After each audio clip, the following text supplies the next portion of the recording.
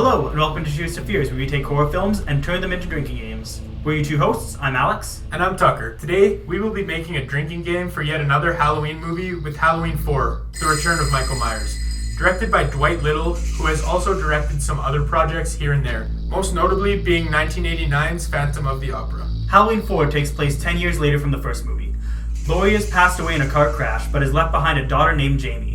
Michael Myers, who somehow survived being burned alive, is being transferred from a different facility. But because the movie needs an antagonist, he escapes, kills the passengers, and aims his sights on hunting down his niece, Jamie. Jamie's foster sister, Rachel, is tasked with babysitting her younger sister, but she does not realize that Michael Myers has escaped and that Rachel will have to protect Jamie from her psychotic uncle. Just a fair warning, there will be spoilers ahead, so if you have not yet watched the movie, feel free to pause the video and watch the movie now. And consider using our drinking rules that will be posted on screen now. If spoilers are not an issue, or if you have already seen the movie, then let's continue. The first rule we have for each and every drinking game is death. If you see somebody die, you take a drink. The total number of deaths that we saw for this movie was 20. Always following up deaths is when somebody screams, cries, or yells, you take a sip. In Halloween 4, we counted a total of 19 throughout the movie. Next up comes our Halloween franchise rules. This starts with if you hear somebody say Halloween or you see the word written in text, you take a sip. A decade ago, Halloween night, he murdered 16 people. We only counted this rule occurring 4 times when we watched the film. Moving on to our next rule, which is starting to become more well known for how many drinks it gives us in the franchise, is when you see a pumpkin, you take a sip. Further evidence to show how this rule gives us quite a few drinks is that it gave us 32 sips in this movie, more than any other rule that we will bring up or have already brought up. Rule number 5 generally tends to vary from movie to movie in the Halloween franchise. That rule is you must take a sip if you see somebody committing a slasher sin, such as partaking in drugs, sex, or alcohol. This movie is on the lower end because it only gave us 4 sips. The next rule that we have is if you hear somebody say either Michael or Myers, you take a sip. For this installment, we counted the words being said either separately or together 13 times. Michael Myers is still his Speaking of Michael Myers, the next rule we have is pretty straightforward. If you see him, you take a sip. In total, we saw Michael Myers return 20 times in the film. Coming back again is that if you hear the theme of the Halloween franchise, you take a sip. We always enjoy hearing that song quite a bit, and we're still not sick of it at all. Even if it does play 9 times in the movie like it did in this one. Now we are on to the 9th rule, which kicks off the rules exclusively for Halloween 4. Our first of 2 exclusive rules for this movie is that if Laurie is referenced in any way, you take a sip. She's not in the movie, so we have to find a way to commemorate Jamie Lee Curtis. This rule helped us do so by making us take 7 sips when watching Halloween 4. Our last rule for today's drinking game is that if Michael Myers teleports, take a sip. This is a power that he's somehow developed between the second movie and this one. He is caught suddenly moving from location to location 9 times. And that will do it for all the rules for Halloween 4. The total number of drinks for this movie by our count comes to 137 sips, which is the equivalent of drinking just over 4.5 standard 12-ounce cans. That number is of course based off of our 30 sip per can scale. So drinking to the movie was fine for the most part, nothing to write home about, except for, again, pumpkins. Yeah, pumpkins are, I feel like it's just going to be prevalent in every single film at this point. It's literally going to be the death of us at some point here. Yeah. Aside from that rule, every other rule is pretty simple and straightforward. There's nothing too over the top with any other rule aside from the pumpkins. Yeah. So the movie itself feels so similar to Halloween 1 and Halloween 2 because from what I can only guess, that's what they were going for. Well, yeah, with this following Halloween 3, with the backlash they got for not having Michael Myers, like, they went back to the roots, I guess you'd call it. Yeah, they went back to basics. Yeah, back to the basics. Same story, and like, you know, they were going for a simple story that was just a basic slasher, I guess. I did dislike that they were still trying to do the exact same thing as the first one. Yeah. The thing that they did change the most is there was a lot more emphasis on the kid this time being Jamie.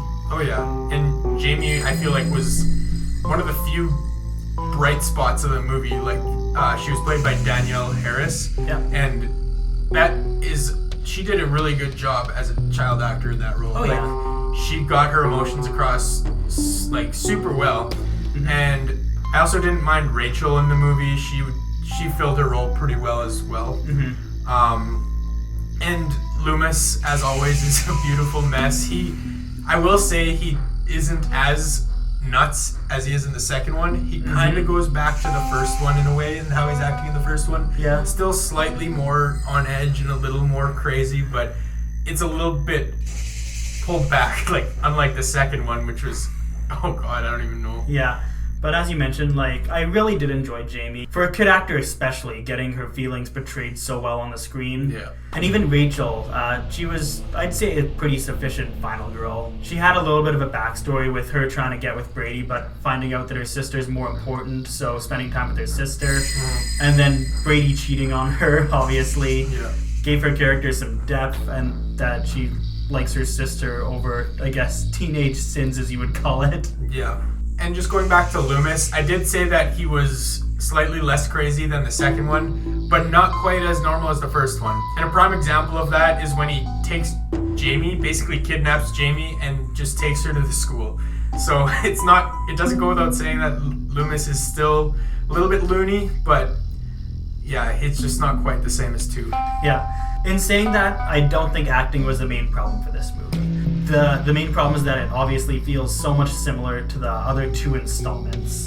I guess the overarching plot is the only thing that really differentiates the movies. And I really have to think about what happened in the movie itself rather than, like, kind of what did Michael Myers do in the movies. Right, yeah. Yeah, I agree. This one, it kind of just feels like it's a copy and paste from the original 2, but also it feels a lot more lackluster, especially the first one. This one and 2 might be on the same kind of level, I guess, but especially compared to the first one, this one just, it falls flat for whatever reason. I don't know, they just can't get the same tone across.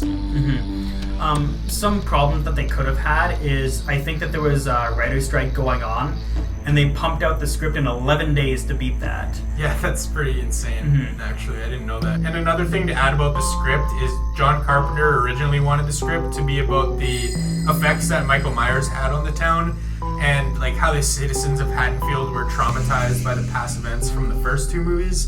But because John Carpenter sold the rights off and he kind of just didn't have much of a say in the end, they just didn't go with that plot line and did their own thing, I guess.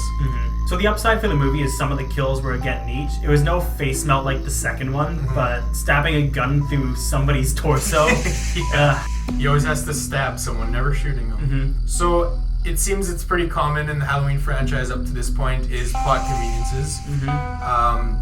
This one in particular, Michael Myers takes down an entire police station with pretty much zero explanation. They don't ever go into detail as to why that happens. And it's time that we discuss how Myers is still treated as a living human being, while the movies go completely against that. Yeah. So an example is Jason Voorhees came from living under the lake, so you can kind of assume that he might be supernatural, or at least have supernatural aspects to him. Yeah. But for Michael Myers, there's nothing that kind of supports that idea, and there's no reason to believe that he's supernatural. Yeah. So he's been killed off, in quotations, so much that it feels like he's supernatural immortal, but there's just zero evidence to support that. Yeah. At this point, we just kind of think that it's a plot convenience that he's still managed to be alive up until this point. Yeah, I think, like, people just kind of accepted the fact that you can't kill him, but like you said, there's no supporting evidence of that fact, so, like, I don't know why we even came to accept that, but... So one thing that I would have liked if they expanded on future installments is how Jamie would be the new Michael Myers at the end of the movie, how she attempted to kill her foster mom. I feel like that would have been a much better plot to Halloween 5 and to how they're connected and what it all means. Yeah. I just really like the ending scene, how it leaves on such a twist, you could say. It kind of feels out of left field, but she had such a connection with Michael Myers that it could have been guessed in a way. But I don't know, I feel like it was a neat ending for sure. Oh yeah, I agree. I think that was my favorite part of the movie in general, and I don't know, it was just kind of a cool scene to see. It almost reminded me of the first one, how it opened with little Michael killing his sister. It was reminiscent of that in the same way. It was kind of shot, it wasn't shot the same way, but it just reminded me of that. Yeah. And I liked the way it was shot. So my overall thoughts of the movie was, I don't know, it kind of was just bland in a way, like it was lacking something. It tried, like the second one, to copy the first one. It kind of wanted to have that same tone, and in my opinion it did a little bit better than the second one in copying that tone, but it wasn't quite there still, and I really like the idea that they kind of tried to do something new, because obviously Laurie Strode wasn't a part of this one, and they introduced her daughter, and I kind of like that idea, but I don't know, something was just missing and it wasn't executed as well as it could have, I thought. Yeah, it just feels a little bit like a copy-paste, even if some of the characters I think were really good, like Rachel, Loomis obviously, and Jamie. Yeah. But something was definitely missing. It's probably just that it feels like we've seen the movie so many times, and especially compared to the first one, it doesn't hold up. No, I agree. Like, every single Halloween, it seems, has the same old story, except maybe when some of the remakes try something different, but yeah, I don't know. It just, like I said, it was missing something. And finally, we come to the award ceremony, where we award one not-so-lucky nominee, the Darwin Award. This award can go to a character who made a stupid decision that resulted in them getting killed, somebody else getting killed, or simply resulting in something bad that could have been easily avoided. This award can also be given to a character that is just plain dumb. Here are the nominees. Today's first nominee is the drunk lynch mob that killed a random civilian. If they are trying to prevent people from murdering random civilians, they should not attempt to help ever again, because they were part of the problem. Next, we have the kids that were dressed up as Michael Myers pranking the police. We can clearly see that these kids did not watch the second Halloween movie and remember what happened to Ben Tramer. Loomis is our next nominee for kidnapping Jamie and dragging her away from the other people with just himself to help fend off Michael Myers. And last, we have Jamie for approaching the person that's been trying to murder her all day and holding his hand. And the winner is the drunken lynch mob that killed Ted Hollister. We had so many great nominees, but we had to give the award to people that tried to take vigilante justice into their own hands and murder a civilian instead. And with all that being said, we hope you enjoyed our look into Halloween 4, The Return of Michael Myers. If you end up playing the game alongside the movie, or if you have any other feedback or suggestions, let us know in the comments below. Also, let us know in the comments if you enjoyed watching the movie or not. Make sure to like and subscribe to our channel so you don't miss the next episode, where we are going to be making a drinking game for Halloween 5, The Revenge of Michael Myers. Feel free to follow us on Facebook, as we now have a page so you can stay up to date with us and our upcoming releases. If you want to check out our video on Halloween 3, Season of the Witch, click on the box on the top right. Or if you want to see a playlist of all the drinking games and movies we review, click on the box below it. Thanks for tuning in, and this is us saying, cheers to fears. You're talking about him as if he were a human being. That part of him died years ago.